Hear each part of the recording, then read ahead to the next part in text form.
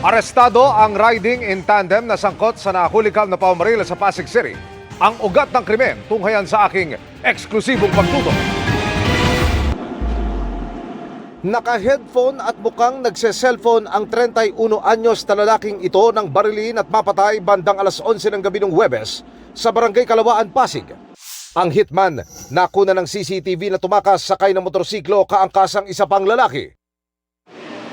Walang 24 oras ang lumipas, nadakip ng Pasig Police ang dalawang suspect sa krimen. Ang bumaril, dati nang nakulong sa mga kasong illegal possession of firearm and explosives, anti-carnapping at murder. Ito pong ating suspect po ay leader po siya ng isang criminal gang at member niya po itong isang suspect na kasakasama po niya.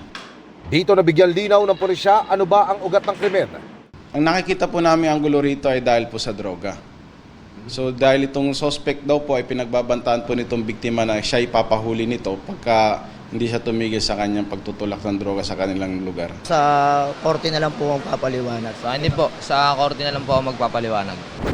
Para sa GMA Integrated News, Emil Sumangil, nakatutok 24 oras.